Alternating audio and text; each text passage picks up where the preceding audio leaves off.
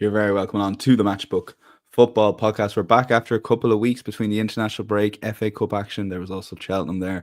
There was a lot going on in the world of sport, but we rest assured we've a busy few weeks and a couple of months right up to the end of the season as the Premier League kicks back into gear with a midweek special. I'm your host, Daniel Hussey, joined as always every week by Mark O'Haire and Adrian Clarke. Great to have the lads back. Before we get going on the midweek action, just a quick reminder, if you do check out insights.matchbook.com, you get a full recap of all the guys' picks. If you're not watching on the YouTube channel now, you can see details of our new offer, our current offer at the moment. Pod 50, get £50 in free bets when you bet 50. Full T's and C's are available on YouTube, but also matchbook.com. And do check out the Matchbook Betting Exchange. You'll invariably be getting the best price on the odds checker grid, given the nature of the exchange. But you can, of course, check out Bet Builders, which the guys will combine both of those. So you have the perks of a sports book, for example, but you also have the advantages of the exchange. And a reminder of our £10 podcast Bet Builder money back special, which we'll be getting to in just a second. So midweek, guys, it sneaks up on a few people. The four games, incidentally: Liverpool, Everton, Wolves, West Ham, Southampton, Palace, Chelsea versus Spurs, though. We will start and we will check the current prices that we have on matchbook.com. You can back Chelsea at 1.68 in this, Spurs 5.0 underdogs at Stamford Bridge. The draw is 4.7. Both teams to score currently at 1.5. That's 1-2 in old money. The Asian handicap line is seeing Spurs get a 1-goal head start, and the total for this currently stands at 3.5. So yeah, Adrian, I mean, it seems forever since we've had Premier League action. So pick up where these two teams are. It really does, doesn't it? Yeah, I mean, you think about how frantic January was, and then all of a sudden, there's games coming out of our ears, and then suddenly we have nothing for 2 or 3 weeks. It's crazy, really. So yeah, it's good to have it back. And look, the Chelsea Spurs game is a good one on Thursday. I mean, both teams have sort of not massively impressed me lately. Chelsea were pretty poor at Arsenal before the international break. They were, Maresca talked afterwards like it was a really good performance, but I was there, and they offered very little Chelsea. But they do have a very good record, don't they, against Tottenham Hotspur.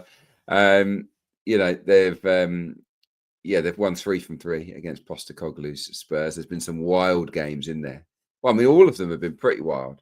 You had that famous 4-1 where Spurs, obviously, they ended up with 9 men, but they had lots of injuries as well. It was a crazy game. Chelsea won 2-0 last year in this fixture, but it was a game of many, many chances. And then, of course, earlier on in the season, 4-3 Chelsea at Spurs. So, yeah, they've been wild fixtures. Chelsea seem to almost always beat Tottenham. It has to be said, down the years, they've got a great record, haven't they? And I would side with them here. I mean, Spurs were pretty pitiful, weren't they, at Fulham? That was a really miserable performance from them just before the international break. And Chelsea's home record of late is good. They've won 4 home games in a row, 10-2 on aggregate in terms of goals scored, albeit against bottom half sides. But they do seem to be getting the job done at Stamford Bridge, and they're a better side than Tottenham this season. I think the league table will tell you that. So I'm happy to get Chelsea on side here. I fancy goals. I fancy probably both teams to score, but Mark will get to that, I'm sure. What I wanted to pair a Chelsea win with was a cards angle. Chelsea over 1.5 cards. That really interests me. If you combine the two, you come out just short of even money, 1.98. Chelsea have had the most yellow cards in the Premier League this season. They are a bunch of moaners. Probably a lot of those are for dissent. But they commit a lot of fouls. They took themselves into the book quite a lot. 79 yellows this season. And this fixture, feisty London derby, tends to attract plenty of cautions. In 5 of Chelsea's last 6 Premier League derbies against Spurs, they've collected at least 2 yellows, and on several occasions it's been a lot more than that. The ref is Craig Pawson. The average is 4.12 yellows a game, and this was an interesting one. 10 of the 15 refs who 10 of the 15 refs who've took charge of Chelsea games this season have brandished at least 2 yellow cards to Chelsea. 8 of those 15 have brandished 3 or more yellows to Chelsea on average. So, Chelsea to have at least 2 yellow cards comes in at 1.98. Geez, Mark, you must be proud seeing your partner in crime there kick off and come back with that. I mean, that is just absolutely fantastic. I was looking up the referee as he was talking, and then he just came in with that. Sensational. So a bit on that, Mark, but also I've just stole Mark's, one of his great strengths, haven't I? His ammo, basically. But Mark, with teams having such a long break, international, do you come to a game with different angles like that? Then maybe say if it was a 7-day break rather than, maybe 14, 21-day break as some of these teams may have? I think you have to. In my notes, so this is not a sort of criticism of Adrian whatsoever. In my notes, I've talked about both Chelsea and Spurs' last fixtures, but how relevant are they really after such a long break? Really, I think that's the big question, which no one really knows the answer to until we see these teams on Thursday. But we have to sort of go on the evidence we have. I'm willing to believe that Spurs might be better than what we saw against Fulham for a couple of reasons, really. First of all, that match came in the immediate aftermath of the Europa League game against RZ, which is basically what their season is all about at the minute now, trying to win the Europa League and get Champions League qualification that way. So whilst I'm kind of giving them a bit of a sort of a free hit there against Fulham, we have to still take into account that they were awful. Secondly, the injury crisis that has been sort of dogging their season week to week really seems to have cleared up a lot since really then. I believe Dragusin might be the only confirmed definite absentee for this match. Now, I'm sure there'll be doubts and sort of knocks and niggles going around the place, but there's now little excuse for them not to be sort of at the races really after that break. So I know they've got little left to play for in the Premier League, bar sort of avoiding embarrassment, but with close to a full squad and a week until Europa League quarter-final tie, I think there's an opportunity for them to sort of put in a performance here and try and win back a bit of credit from Spurs supporters who are sort of starting to question the management of the team too. So I looked at the price of Chelsea and I completely agree with everything Adrian said, really. Chelsea are the better team of the two, but I thought sub 1.7, the opportunity to get Spurs on side with a 1-goal start, it did tempt me, and it was definitely on my shortlist here. I'm going to steer clear of it though because of that head-to-head record, because of there is little evidence to really go on VAR. Tottenham having a rest and a refresh, and perhaps putting on a better show without Europa League distractions before or after this match. So I do expect Chelsea to probably win the game, but I'm just not willing to touch them at those kind of prices. They should be better than what we saw against Arsenal too, with Palmer, Jackson and Madueke all sort of back in contention to sort of be involved here.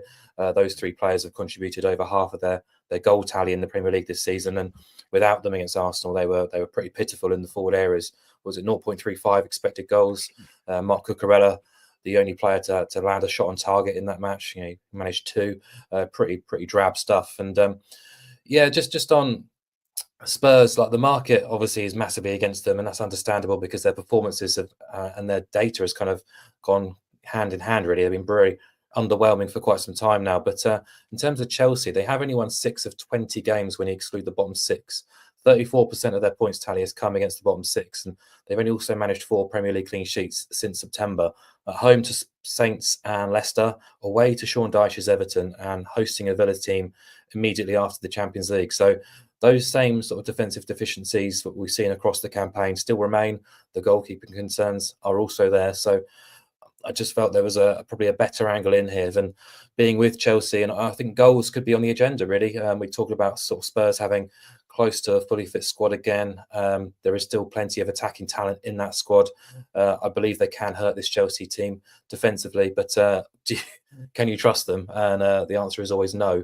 Both of these 2 teams have actually kept just 6 clean sheets in the Premier League this season, so you can't really trust either team defensively. And I thought, the way in here to sort of take out the result of the equation and just back both teams to score and then push it to under 5.5 goals, and we get 1.8, which I think is a fair angle here. You've got the 1-1, the 2-2, the 2-1, 3-1, 4-1, or the 3-2. So a load of really sort of popular, correct scores on your side, and then I don't really have to care who wins or sort of trust either team to do the business. So I do expect Chelsea to win, just not willing to back them at that price. considered Spurs with a +1 start, but I think I'm kind of more comfortable backing both teams to score, and then the 5.5 goals at 1.8. And now Mark coming with an Adrian angle in his selection there. So that's both teams to score under 5.5 goals from Mark. Adrian's Chelsea win, Chelsea over 1.5 cards, 198. So take your pick. It is our £10 podcast bet builder, so try to combine the two.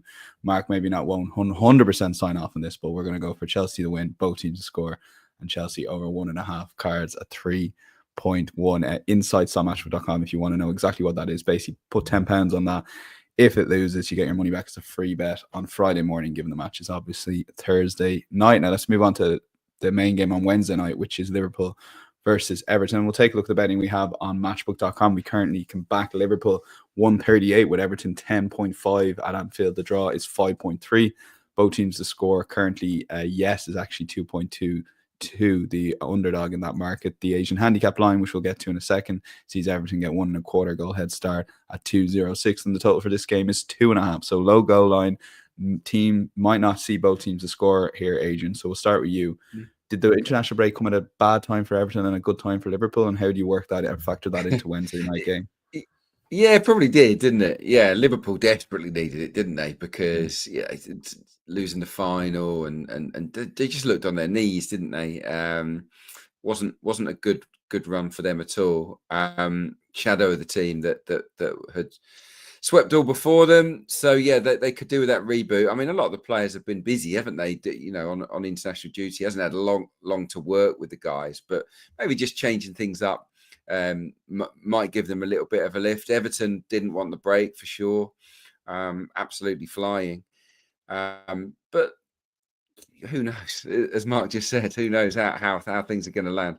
You can only base these sort of assessments on what we've seen. And what I will say is that Everton have got a great record this season against the stronger teams in the division. Surprisingly so, really. If you look at their record against the top 8, okay, only 1 win in there, but 6 draws and just 2 defeats all season to top 8 sides. You know, Everton are hard to beat. You know, they know how to defend, don't they? And David Moyes has obviously got them going big time, unbeaten in 9. Let in just 10 goals in those 9 unbeaten games as well. So, you know, they're keeping things nice and tight. You know, they have lost heavily twice this season on the road. Once to Spurs, early doors, different manager. And then at Old Trafford in a weird game where they lost 4-0 against a really bad Man United team. If you kind of take that away, you know, their record on the road is good. It's won 4, drawn 5, lost 3. And none of those 3 defeats were by more than 1 goal, you know, with tight games. So I like Everton here, plus 1.5 goals for the reasons outlined. You know, obviously needs Liverpool to win by 2 clear goals for us to lose. And, you know, based on the evidence of what we've seen of Everton this season, they're capable of making this a competitive match, keeping it tight. Add to that the fact that it's a Merseyside derby, the fact that that 2-2, didn't they, you know, not that long ago at Goodison, where they probably were the better side, even though they needed a last minute equaliser or an injury time equaliser. And given Liverpool's wobbles, I think that you know that 2 goal, you know, that sort of 2 goal handicap's quite big, really. Liverpool have won a lot of games this season by 2 clear goals. We can't say they haven't. In fact, that even the last 3, they've won by 2 clear goals. But the last time I saw them before the international break, they didn't look good. Liverpool and Everton have looked excellent. Just as a final point in terms of this particular selection, Everton plus 1.5 goals.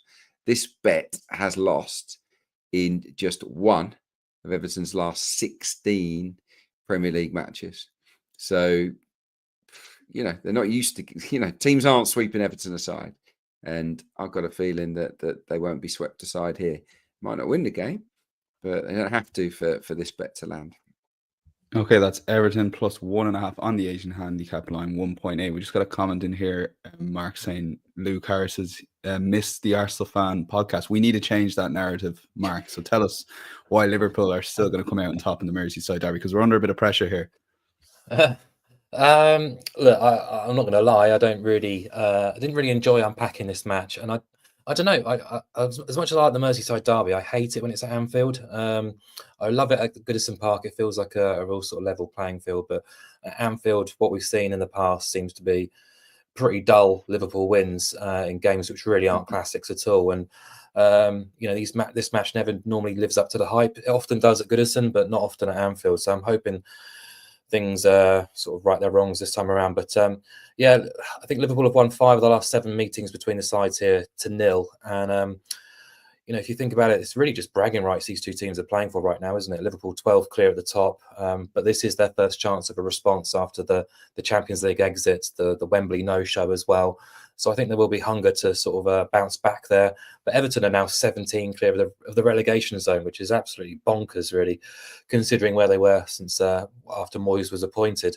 Remarkably still unbeaten in the Premier League under Moyes. And obviously, there'll be motivation to extend that streak, get a rare result at Anfield too. But it doesn't really capture me in the same way other matches do this midweek. So, I wouldn't be overly surprised if this game fails to sort of catch fire, actually. I've no huge opinion on the match prices. They are probably where I thought they would be or expected them to be. Liverpool at Anfield are always very difficult to oppose.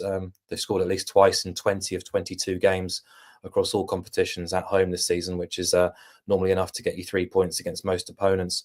But yeah, you look at Everton, they've come through some tough away tests under Moyes, Brighton, Palace, Brentford. But this is their first sort of seriously tough trip away from home under Moyes. They'll be heartened by what they did at Goodison against Liverpool, of course, but repeating that at Anfield is going to be difficult. But I thought it was interesting. If you look at the 9 games unbeaten under Moyes in the Premier League, they've only kept 2 clean sheets. I don't expect them to keep Liverpool out. I don't expect them to be able to contain Liverpool, even if that's going to be their approach from the off here. So yeah, I do expect Liverpool to win. I don't think that's reinventing the wheel, of course, but I'm going to try and dine out on this game being a bit of a damp squib, and I'm going to have an interest in opposing goals and opposing cards. So just 2 of the last 24 meetings between these sides have featured 5 goals or more. Only 1 Liverpool game at Anfield this season have gone over 4.5 goals, and only 1 Everton away game has gone over that line as well. So I'll have Liverpool to win under 4.5 goals, and I'll top it off by including under 6.5 cards. Now, obviously, there was quite a lot of late niggle and flash points in the reverse game at Goodison, so this might be a bit of a gamble. But this match doesn't often live up to the sort of expectations of really high card lines either. I looked at the last 12 meetings at Anfield. Only 1 of those went over 5.5, let alone 6.5. And the referee here is Sam Barrett, who's been pretty card shy of late. He started the season. These were his card totals to start the season: 6-6, 7-7, 6, 4, 6, 7, 4. But since mid-December, he's basically tracked alongside the downturn in cards in the Premier League: 1, 3, 4, 3, 1, 1, 3, 4, 2. So his last 10 have fallen under 4.5. Only 3 have seen at least 7 overall this season. And if you look at Everton, only 2 of their matches have featured 6 cards or more across the campaign as well. So I'm quite happy sort of opposing a really high card line there, and topping it off with the Liverpool win, who, look, I don't think I need to sort of justify that, but it's 11 league wins in 14 at Anfield this season, 9 in the last 11 hosting Everton. And I do think there will be an eagerness to sort of right those wrongs of Wembley and the PSG match too. So, Liverpool to win under 4.5 goals and under 6.5 cards. Okay, that's evens, I should say. Yeah, I was going to say boosts Liverpool's price to win, which is 138 to evens if you include under 6.5 cards and under 4.5 goals. We'll lock that in, but of course, Adrian's bet can also come in given the Asian handicap line is 1.5. That's 1.8 if you want to support Everton on that. And again, insights.matchbook.com, full recap of those picks. And we'll move on to Mark's game of choice, one of his 2 interesting game of choice. So listener, pay attention here. Wolves versus West Ham. We'll take a look at the betting we currently have on matchbook.com. No pressure, Mark. Wolves 254, West Ham are 9-4 or 3.25 currently on Matchbook with the draw 3.3. Both teams to score currently 192 for yes. The Asian handicap line sees West Ham get a quarter goal head start at 185, and the total for this currently stands at 2.5. So, Mark, I thought it was interesting you wanted to cover this game. Give us your assessment and insight, and where were you heading before you checked the prices in terms of a pro stance on either of these teams? Yeah, well, originally when kind of doing my prices, I wanted to be involved in opposing goals in this game, but the under 2.5 goal line has dropped down to an under 2.25 line. So I've left that alone. Then I was drawn to West Ham's price and the line there. Looked at West Ham plus a quarter of a goal on the Asian handicap here. Obviously, Mateus Cunha still missing for Wolves, which I do believe is a huge blow for them. But instead, we're just getting a better price, actually, by effectively combining the two angles at better lines. So that's via the bet builder. You can back West Ham double chance and under 3.5 goals at even money. That's where I've landed on in this game. I think that's a really nice play, actually. The obvious angle in here is to oppose Wolves because of Cunha. He has scored or assisted 43% of Wolves' Premier League goals this season. And that's been mirrored by his expected goals contribution too, where Wolves have massively overperformed this season because of his brilliance. They've generated 31.6 expected goals despite scoring 40 this season. Cunha has combined an XG and XA, expected assists and expected goals tally of 13.4, so that's 42% of their total. He is an enormous element of this Wolves side, and while Strand Larsen got the headlines and the goals against Southampton, West Ham under Potter will be a much sturdier task than the Saints. So, I think Wolves have improved immeasurably, especially defensively from under Vitor Pereira. They're not really involved in basketball-style games anymore. If you look at their last 7 games, just 7 goals against, and they've played some decent opposition in that sample too. They had conceded 51 in their previous 22 league games.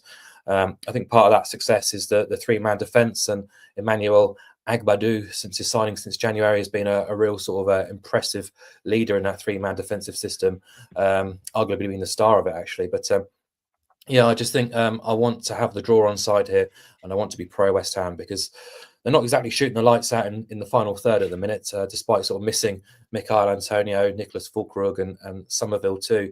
I think Füllkrug might be available here, and Evan Ferguson, of course, scored that lovely goal for Ireland in the Nations League playoffs. So perhaps there is an opportunity for him, or at least Füllkrug, to come into this side and kind of release the burden on Jared Bowen's shoulders. But you look at their last 8 games, West Ham, they've averaged just 0.95 expected goals.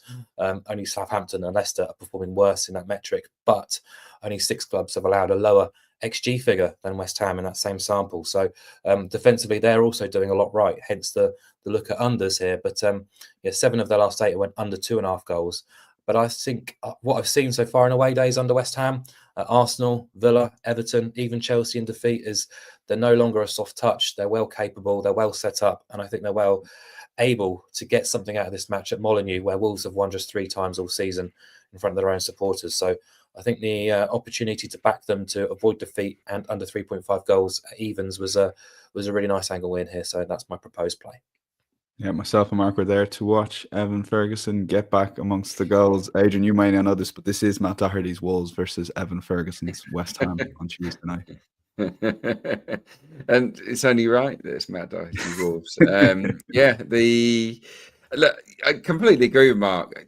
I don't see this being a goal fest. I mean, all of West Ham's last 8 have been under 3.5, and 9 of Wolves' last 10 in the Premier League have been under 3.5. So I'd echo Agbadou. I think he's been great. I think Potter's made a difference with the organisation as well.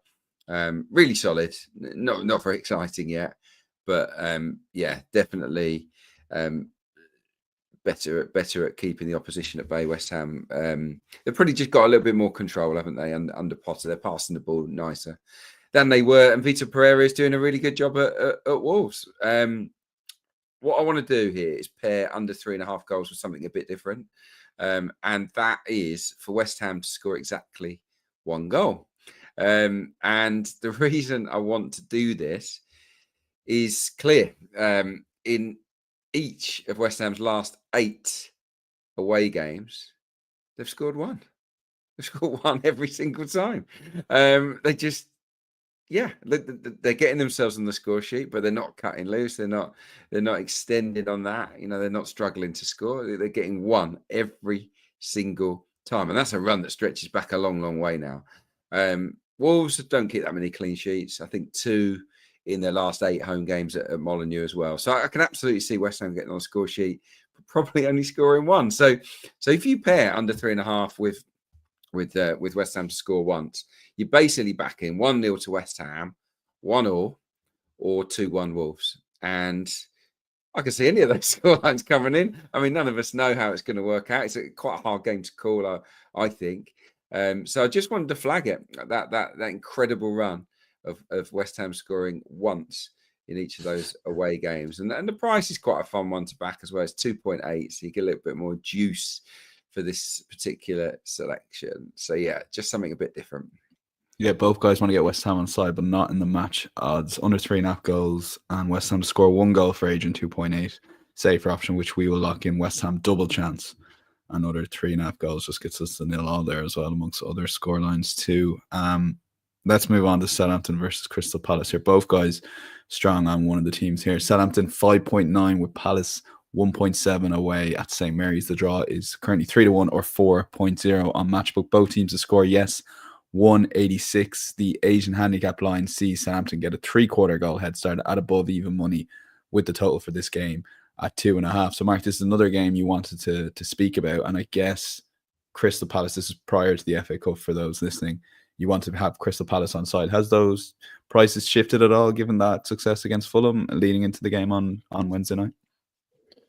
No, surprisingly not. And the first line of my notes has to be scrubbed out here, actually, because I have put in my notes, I'm surprised Crystal Palace are as big as 169. If they're a tick bigger, I would have nominated them as my selection here, because we have that rule of 1.7 or above, really, for our best bet. So, yeah, I could I could reshape what I'm about to say, but I won't. I'll persist with what I've nominated in the sheet, which is obviously very pro Palace, and that was before the FA Cup too.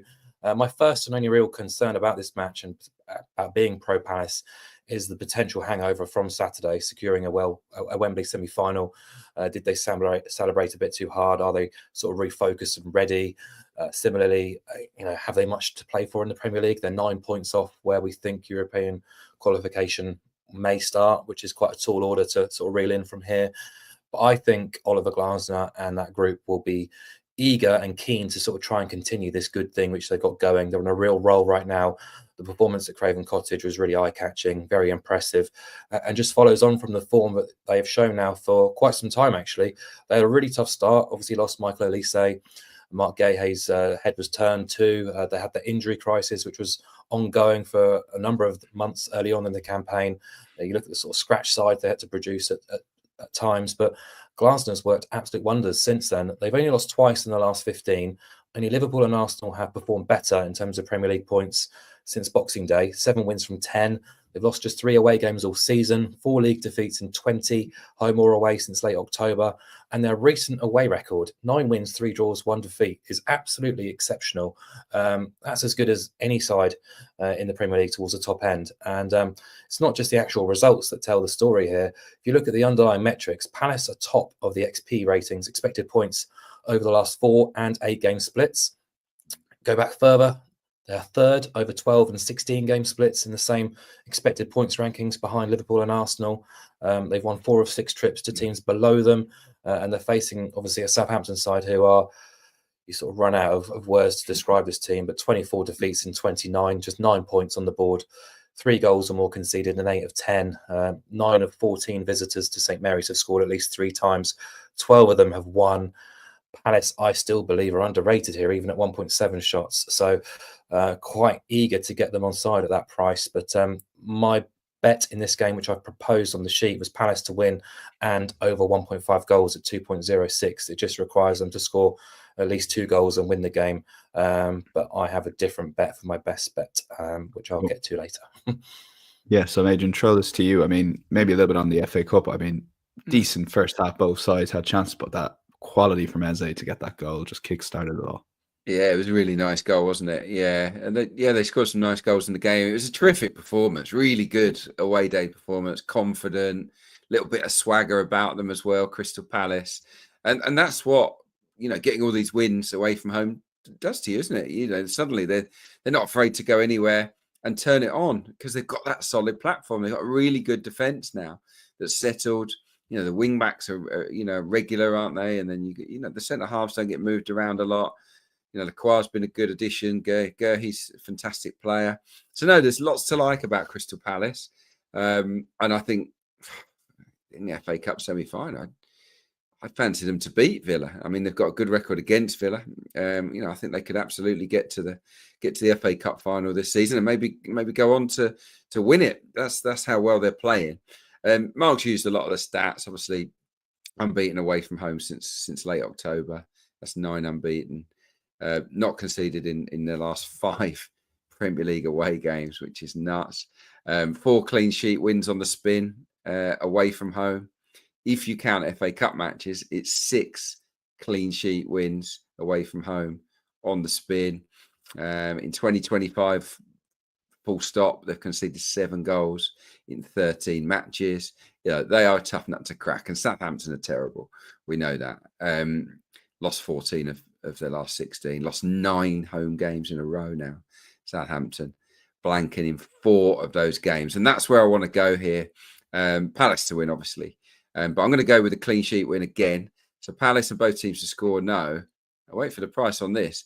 Given what I've just said about all those clean sheet wins, it's 2.98 on Crystal Palace to win to 0 at St Mary's. That'd be their 7th clean sheet win on the spin if they achieve it. As I said, Southampton, awful run on their own patch in particular. So again, if it's always a risky one, isn't it? Going with the BTTS no, because you can lose after 2 minutes if there's a goal. But I do think that you get a little bit more bang for your buck in a way. It stretches it out to just under 3, which I think is very good. Yeah. Just under 2-1, as you said, Adrian. Yeah, we'll lock it in as the official play on the game by game one, but again, Mark's best bet to come. Palace and Boating scored no 2.98. Any other bets? We've won from each of you, starting with you, Mark, on Brighton versus Aston Villa. Both these sides in FA Cup quarter-final action over the weekend, and both had contrasting fortunes. Yeah, they don't really have long to dwell on those results, because they're very much embroiled in what is looking like a really fantastic race now for a top 5 finish and Champions League football next season, with the title and sort of relegation looking all but done. The race for the top 5 looks really interesting, and probably the only thing kind of going for the Premier League at the minute. So Brighton are 7th, 1 point outside the top 5. Villa are 9th, 3 points outside the top 5. The reverse match between these two teams ended 2-2. Really enjoyable draw. I expect something similar actually at the Amex this midweek. Because, it can't get any worse than the quarterfinal Brighton played out against Forest on Saturday. It was dreadful stuff. Not the way you want to come back off the international break and have to sort of sit through that for 2 hours. But hopefully they'll be back on song this weekend. They normally are a tough nut to crack at home, just 2 home league defeats all season. And the recent Premier League matches have been quite good fun to follow, actually. 7 of the last 8 going over 2.5 goals. They've scored in all but 4 league matches all season under Hertzler. They've only managed 4 clean sheets since mid-October, and 16 of their 20 games against the top 14 teams in the Premier League have hit BTTS, including 8 of 10 at the Amex. So I quite like BTTS here again, because we know Villa, plenty of firepower in forward areas, but defensively haven't been good enough domestically. Just 4 clean sheets in the Premier League all season. Only the 3 teams at the bottom of the table have performed worse in that regard. But going forward, they've got plenty of ability, and 11 of their last 14 league matches have seen both sides score, 20 of 29 overall, which is the same figure as Brighton, which is the second best in the Premier League this season behind Fulham. So I think it makes sense to back BTTS here, considering that 69% hit rate for both sides. But to bring the price into range, the Adrian Clarke special of under 4.5 goals alongside BTTS gets us 2.05. And each of these 2 teams have seen just 3 of their 29 Premier League matches feature 5 goals or more. So 6 of 58 altogether.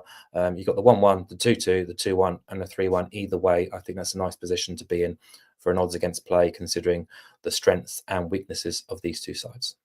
Okay, yeah. Both teams to score, but not necessarily the game to get out of hand. Adrian, Chesterfield versus Carlisle this week, 183.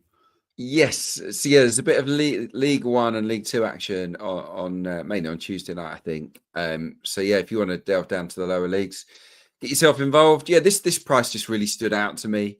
Back in Chesterfield at home to rock bottom Carlisle at 1.83. It is an absolute standout. Now, I don't know whether this price is based on the the need for points. Carlisle obviously got plenty to play for. They're 9 points, though, adrift of safety. Tranmere, unluckily for them, Tranmere are one of the form teams in the division, and they're the 3rd bottom side. So they've got it all to do. And I just wonder whether the results at the weekend, where Tranmere won and Carlisle lost at Doncaster quite heavily, wonder whether that's knocked the heart out of Carlisle's players and their hopes of an unlikely survival under Mark Hughes, who's recently gone there, of course. I just think the bottom side in the division, a team that's leaked 8 goals in their last 4 games, are priced quite favourably against a team that are still very much believing that they can steal a place in the playoffs. They're on the charge, Chesterfield. They're 7 points off it, but given how many games between the top teams are left to come, it's absolutely achievable for Chesterfield to sneak into the playoffs. They're unbeaten in 5. They've won 4 matches. They're top of the form table. They're the second top scorers in the division, Chesterfield. And this stat that I sort of worked out myself, I quite like. Really strong at set pieces, Chesterfield. They've scored 18 goals from set pieces this season. That's as many as Carlisle have scored full stop since the start of November. So they are way ahead of Carlisle in terms of quality. They went to Carlisle and won 2-0 in December, and I think they're going to win at home to Carlisle this time around. Carlisle concede a lot of chances and a fair few amount of goals as well, and I think Chesterfield will have too much for them. 1.83. Okay, there are any other bets? We'll move on to long shots.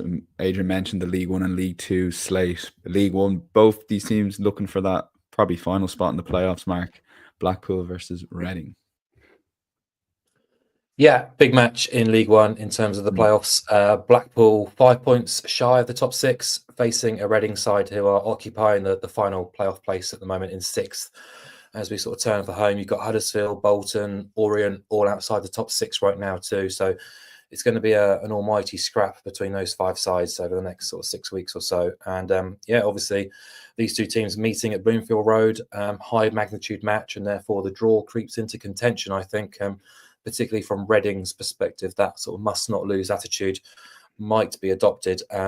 Reading have just defied all off-field distractions to be still amongst the playoff places. Quite remarkable, really. And they're unbeaten since January, an 11-game sequence in League 1, but it's included games against Bolton, Huddersfield, Wrexham and Birmingham. They've only lost 10 games all season, actually. It's just a remarkable effort considering what they've had to put up with off the pitch. Then you've got Steve Bruce's Blackpool, 4 wins in the last 5, just 3 defeats since late November, a 23-game sample that. However, 10 of those matches were drawn, and 11 of their 19 home games have ended all square as well. And if we exclude the bottom 4, it's 10 draws from 15 home fixtures. So I quite like the chance of sort of a repeat here, considering the opposition, considering what's at stake here. Reading have drawn 6 of the last 10, 6 of 11 trips to the top 13 have also been drawn. And they'll obviously, as I say, know the significance of not losing this match too. So I think the opportunity to back the draw alongside under 4.5 goals at 4-1 just felt well worthy of a sort of long shot material. You've got the 0-0, the 1-1 and the 2-2 onside.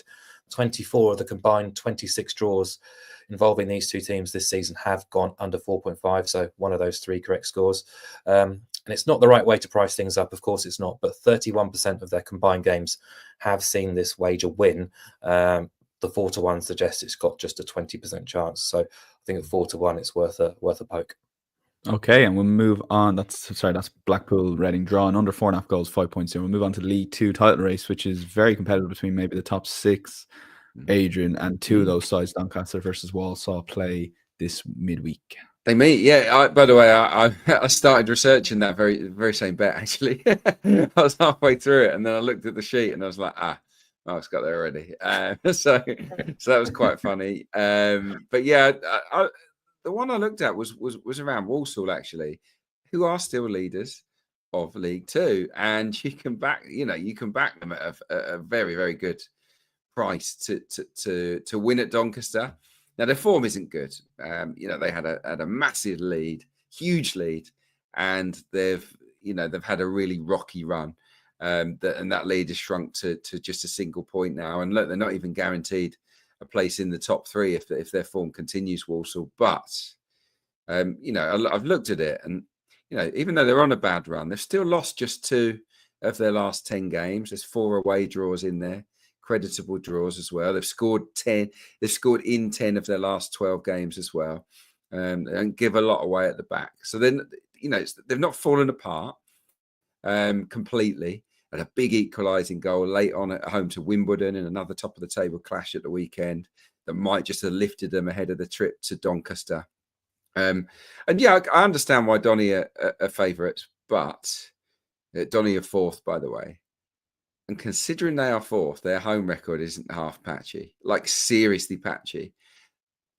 They have beaten one team at home inside the top 15 this season, Doncaster, which I can't believe. They're fourth in the division.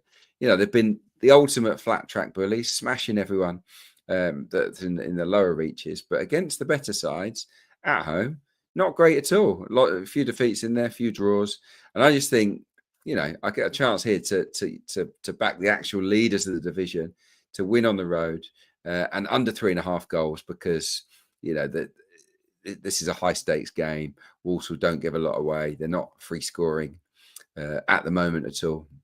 Walsall and under 3.5, and it comes in at 4.5. And I think that's quite an attractive bet. I think this is a very even game, one that Walsall are more than capable of grinding out a winning. Okay, yeah, interesting. See how that goes in midweek. Walsall to win and under 3.5 goals away to Doncaster at 7-2 or 4.5. Best bet time, Mark. You mentioned Palace, a pro Palace angle. Take it away with what you're going to do with them here. Yeah, I'm just taking a more cautious approach here. Actually, I was going to back Palace -3/4 on the Asian handicap just to guarantee and lock in profit should Palace win the match 1-0. You know, all other scorelines would be covered by the bet I proposed earlier. But now that Palace have actually slipped to 1.7, why just not hit them on the nose at that price? I still think it's a terrific price. Gets us a full payout should Palace win by just the 1 goal, which I think is really appealing, because results and data, as we've seen, show that Palace are one of the strongest sides in the Premier League right now, and have been for quite some time, actually. And I don't think they're getting the attention and recognition they deserve. Perhaps since the weekend they are, after that emphatic win at Craven Cottage. But you know, they had that very slow start to the season, but they've proven hugely effective and well capable of going to a team like Southampton, who are down and out, waving the white flag. They should be winning this game. So yeah, I'm going to bet Palace at 1.7 to win. That's my nap of the midweek coupon. Okay, yeah, very strong cases there, and Adrian backs that up too. I mean, and we'll go to your best bet here, Adrian. And again, this bet could be over in 5 seconds, but you just expect City to keep a clean sheet against Leicester, and then maybe take your chances from there, really. Leicester can't score, can they? No. They've blanked in 8 of their last 9 games, Leicester City, under Van Nistelrooy. They've forgotten how to score. They've not scored in 6 matches. They've failed to score in 11 of their last 14. They've had the fewest shots in the Premier League this season. They've had the fewest shots on target. Yeah, Leicester are looking broken, aren't they? They're looking like they've given up the ghost, really, under Van Nistelrooy, and that they're accepting their fate of relegation. City aren't perfect. We know that. They do give up a lot of chances. They haven't had anywhere near as many clean sheets as they usually have this season. You know, there's a lot of games where they've given away silly goals, and they could do here. They absolutely could do here. But given the fact that Leicester have blanked in 8 of their last 9 games, to get the jump, because I think we would all expect City to win this game. If you want to back City on the nose, it's 1.2. If you want to back City to win the game without conceding, it's 2.04. I just find that an incredible jump, and that is why it's my main selection. I think they're very, very capable of completely dominating this game, winning it with something to spare, and not really giving Leicester City a sight of goal. So yeah, City to win to 0, 2.04. Okay, as Adrian mentioned to their massive jump from that 1.2-ish that they currently are. So my thanks to both Mark and Adrian. Insights.matchbet.com, full recap of the guys' picks. If you do take 2 seconds to hit that like button and follow or subscribe wherever you're watching or listening, would be much appreciated. And of course, details of the £10 podcast bet builder is also available on Matchbook. Insights will be back on Thursday to preview the Premier League action. And then we have Champions League football kicking off next week, quarterfinal. We'll be back for that too. And right up to the end of the season, there's plenty still to play for. My thanks to both the lads. We will chat to you on Thursday. Bye-bye.